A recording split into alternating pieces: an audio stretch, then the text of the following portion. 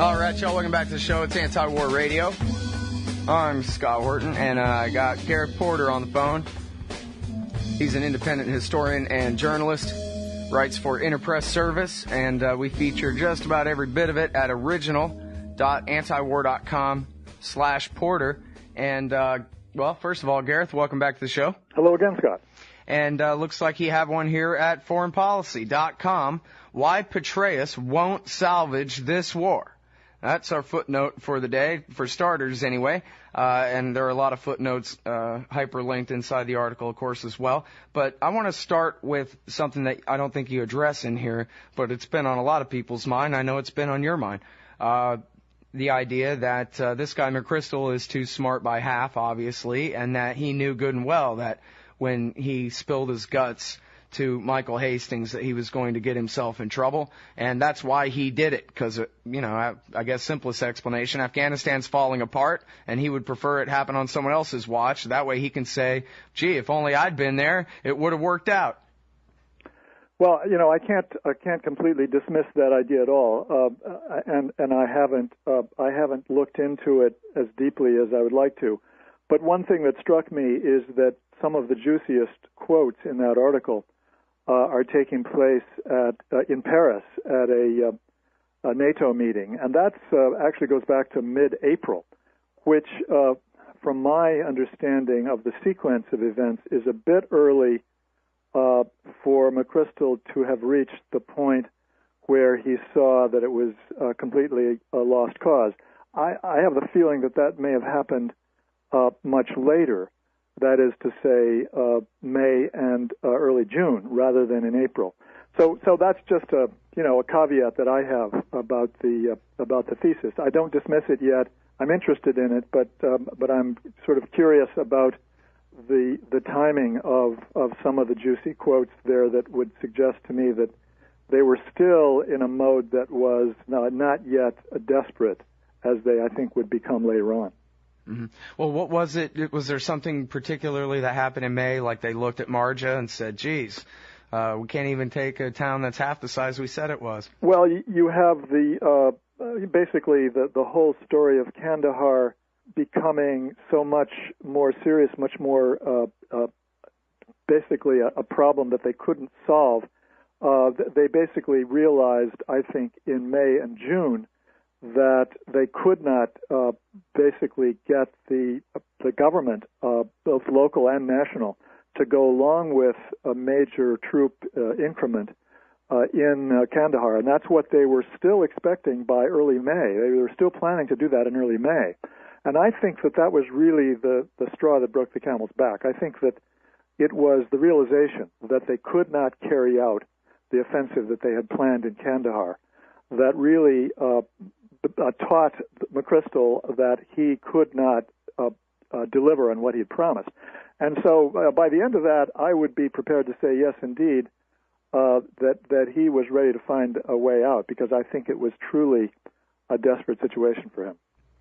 So this is the kind of thing he would have done, except that the timing just doesn't seem to fit. Well, at least, all I'm saying is that the quotes that have gotten some of the biggest play did take place pretty early for this thesis to be most persuasive. That's all. Yeah. Well, and in fact, the article itself doesn't portray him as, Hastings quotes him talking about Marja being a bleeding ulcer and all that, but he doesn't, he and his crew don't sound all that hopeless in the actual article. That's what's interesting to me, in part, is that what you don't find in the article is an admission of any sort by the McChrystal inner circle, or certainly by McChrystal himself, that this is indeed a desperate situation, that they were really taken aback by a whole series of developments, particularly, of course, the inability to mount the offensive in Kandahar. Mm-hmm. That would have, to me, made it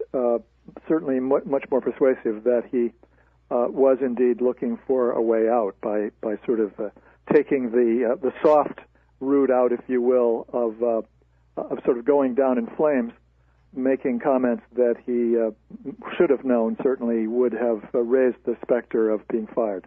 Mm-hmm. All right, now to this piece in Foreign Policy, Why Petraeus Won't Salvage This War. We're featuring it, of course, in the Viewpoint section today on antiwar.com. And is it fair to say that this article revolves around the piece in The Independent on Sunday, the London Independent, that talked about McChrystal's last classified assessment of the war? Well, I think that's one piece of it. What that means is that Petraeus knows already, as he goes into this confirmation hearing today, that there isn't going to be any progress in the next 6 months. That's what McChrystal was saying in his last assessment, the classified assessment. He knows that he really can't deliver on any promise to make progress in those 6 months, and that suggests to me that he is well aware that he either has to find a way to finesse this, similar to the way he finessed or planned to finesse the Iraq War, by basically saying that he's going to report back to the president whether the strategy can work or not, or is working, I should say, is working or not, within a matter of some months. And if it isn't working, he will say so and will call for withdrawal. Now, he has not said that apparently in his confirmation hearing thus far. He has been hewing to a line that tries to suggest that we're still going to follow the basic lines of this strategy. But I know for a fact that Petraeus is telling folks that he is inviting to come onto his staff in Afghanistan that the first order business will be a complete review and reappraisal of the strategy, knowing that they cannot deliver on what the McChrystal and one could say very well the McChrystal-Petraeus strategy that was adopted late last year has promised. So I think that although he's publicly continuing to emphasize or implying certainly continuity of strategy, I think that in fact he is planning to make a major overhaul, and that as part of that, at least privately, I think that he is going to be saying to the White House, we're going to have to give this a period of time and then reevaluate it at the end of the year. And of course, there is already this formal evaluation or reevaluation that's scheduled for December. I think that Petraeus is going to take advantage of that, assuming, as I believe is certainly going to be the case, that he's going to find that the strategy is not working, that he will report that to the president and make recommendations or allow the president to take the heat, perhaps, but certainly go on record as saying that this can't continue.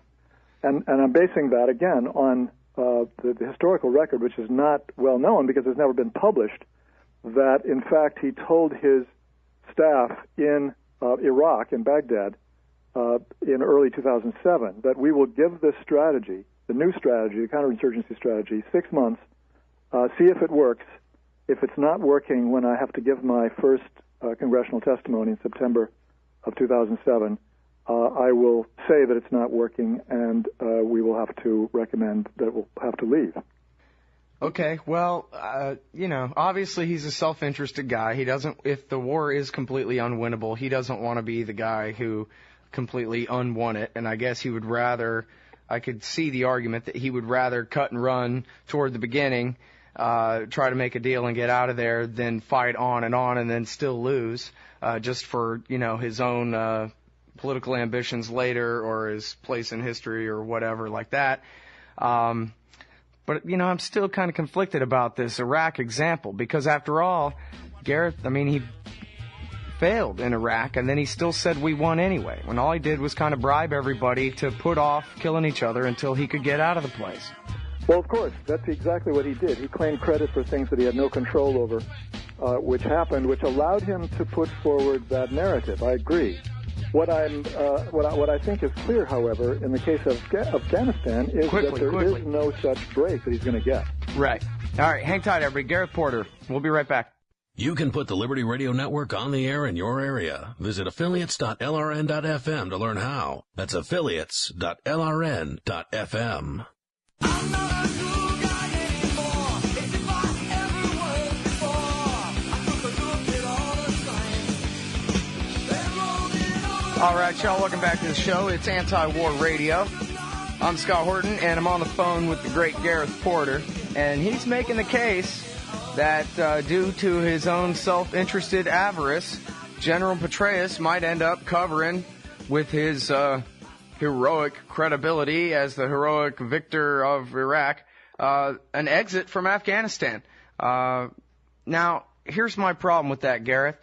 It seems to me like the neocons wanted Iraq really bad. Some of the guys in the military-industrial complex, Lockheed and them, they really wanted to push this Iraq thing. But you always had the Zbigniew Brzezinskis and the CNAS crowd, for that matter. You read the Wall Street Journal, it says it's all Rockefeller money created that thing. And these are the cruise missile liberals, as Jeremy Scahill calls them, the sort of centrist old foreign policy establishment, not as crazy as the crazies, but, you know, maybe the loonies that preceded the crazies.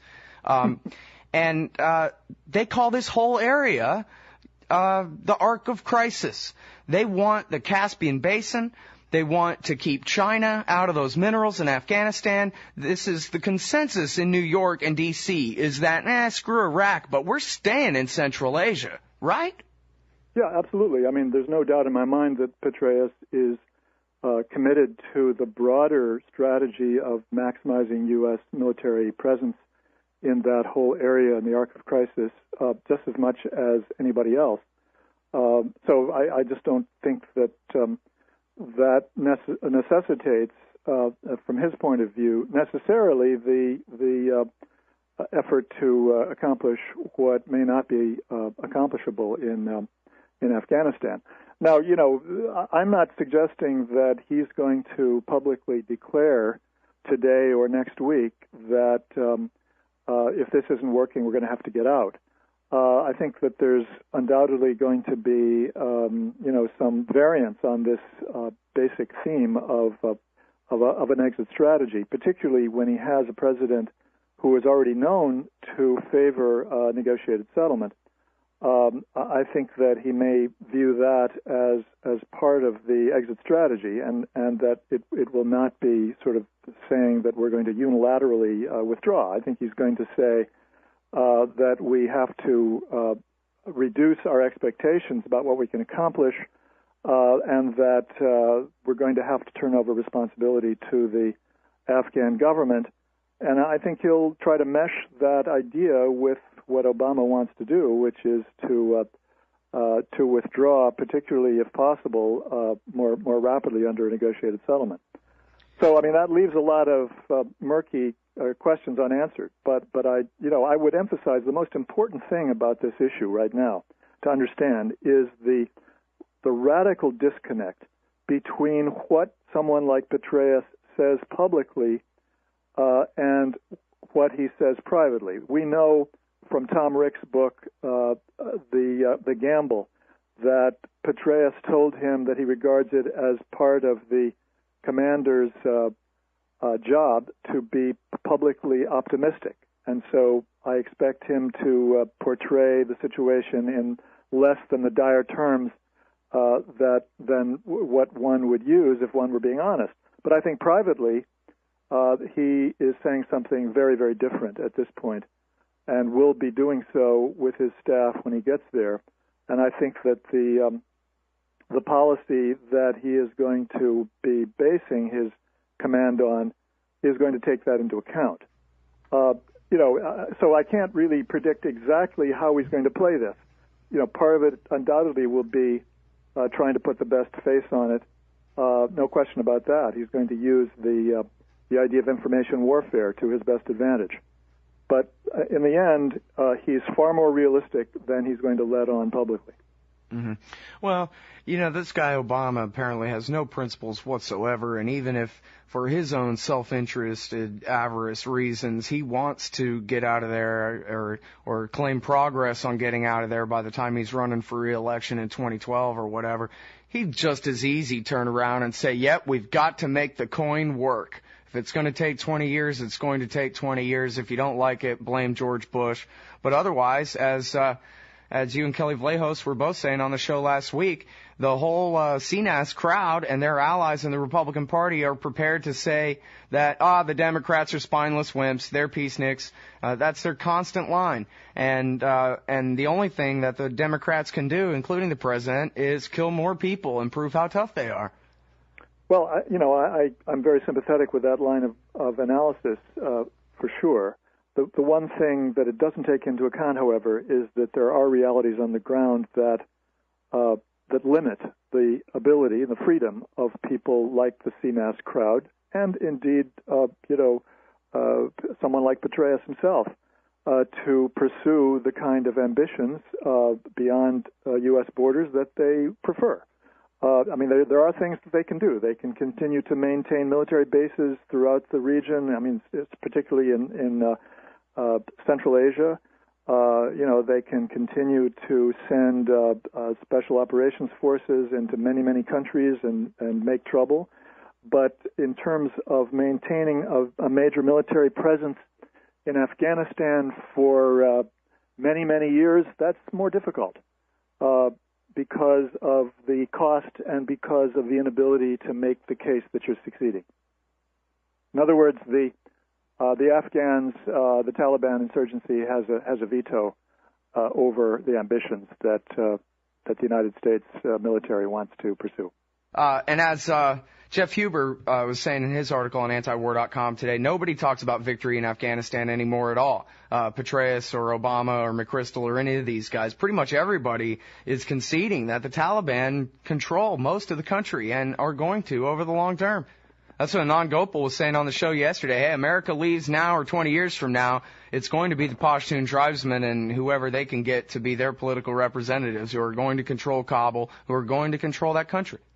Right, and that's why, I still insist that whether it's McChrystal or Petraeus, the military command in Afghanistan and the Obama administration face what I call the Iraq 2000 moment in the coming months. They have to face the fact that this war has gone off the tracks, the wheels have gone off the car, so to speak, and that they're going to have to make some major readjustments to cope with that situation. So that's really the bottom line as far as I'm concerned. Mm-hmm. All right, now I need the shortest answer possible about this. August is coming up. Are we going to be down to 50,000 troops in Iraq, never mind counting the mercenaries?